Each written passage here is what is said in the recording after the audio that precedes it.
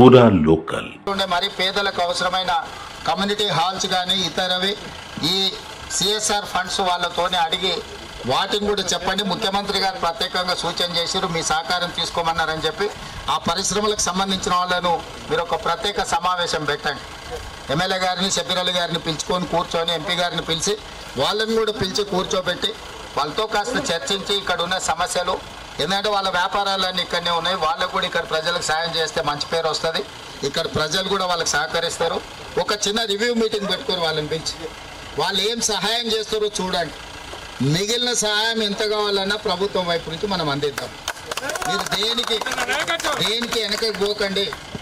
కామారెడ్డి నియోజకవర్గం నేను ఆ రోజు చెప్పినా ఈ రోజు చెప్తున్నా, కొడంగల్కు నేను ఏం సాయం చేయగలను కామారెడ్డికి కూడా అదే సాయం చేస్తాను. ఆ రోజు చెప్పినా ఈ రోజు కూడా మిత్రుడు వెంకటరమణారెడ్డి గారు ఎమ్మెల్యే అయినా తప్పకుండా ఆ రకమైన సహకారాన్ని అందించడానికి నాకు ఎలాంటి అభ్యంతరం లేదు. పని చేయించుకునే బాధ్యత మీది.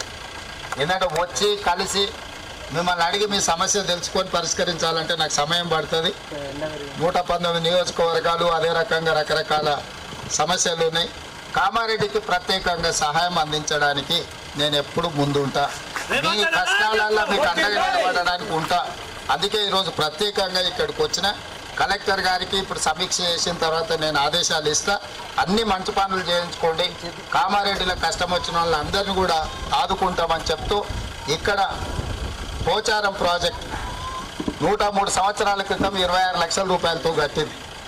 ఇంత వరద ఉపద్రవం వచ్చినా తెగకుంటుంది. అంటే చాలా గట్టిగా మజబూతుగా ఉన్నాయి. ఇక నేను ఇంతకు మించి ఎక్కువ చెప్పండి. ఈ ప్రాంతంలో మంచి పనులు చేసినవి చాలా ఉన్నాయి. అదేవిధంగా మీకు చెరువులు కానీ కుంటలు కానీ తెగిన వాటిని రిపేర్ చేపిద్దాం, తెగిన రోడ్లను రిపేర్ చేపిద్దాం.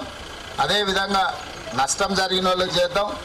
లేని పూరు గుడిసెలు ఉండి ఇల్లు కూలిపోయిన వాళ్ళు ఉంటే ప్రత్యేకంగా హౌసింగ్ స్కీమ్లో కూడా వాళ్ళని ఇంక్లూడ్ చేయండి కలెక్టర్ గారు. మనం ఈ ఫ్లడ్ డ్యామేజెస్లో కూడా మనం కొన్ని ఇల్లు ఇవ్వచ్చు అదనంగా ప్రత్యేక కోటా కింద. అట్లాంటి పేదవాళ్ళు ఉంటే కూడా వాళ్ళని ఇచ్చేయండి. చనిపోయిన కుటుంబాలు ఎవరున్నా 5 లక్షల రూపాయలు తక్షణమే ఇచ్చేయండి. ఒకవేళ విడుదల చేయండి, విడుదల చేయకపోతే ఎంబడే విడుదల చేయండి.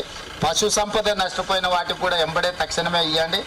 ఇళ్లకు నీళ్ళు వచ్చినప్పుడు మనం దాన్ని ఆదుకోవడానికి ఇచ్చే నగదు కూడా అన్ని కుటుంబాలకు వచ్చినాయా లేదా వాటి అన్నిటిని కూడా మీరు చూసుకొని వాళ్ళందరికీ కూడా, ఇంకెవరైనా మిస్ అయితే కూడా వాళ్ళందరినీ కూడా మీరు పర్సనల్గా మళ్ళీ ఒకసారి ఆ కాలనీలు విజిట్ చేయించి వాటన్నిటిని కూడా చేయండి. వాళ్ళు ఏదో రిప్రజెంటేషన్ ఇస్తా అంటారు, వెళ్ళేటప్పుడు తప్పకుండా తీసుకుంటే తొందరపడకండి. మళ్ళీ కలెక్టర్ ఆఫీస్లో పూర్తి స్థాయిలో సమీక్ష చేస్తారు. కలెక్టర్ ఆఫీస్కి వచ్చిపోతే సార్ వచ్చాడు, అధికారులను కలిసాడు పోయింది అంటారు. మళ్ళీ అందుకోసమని కాలనీలకు వచ్చి ఆడబిడ్డలు కలిసి వాళ్ళ సమస్య కనుక్కున్నా తప్పకుండా వీటన్నిటిని కూడా పరిష్కరించే బాధ్యత ప్రభుత్వం తీసుకుంటుందని తెలియజేస్తూ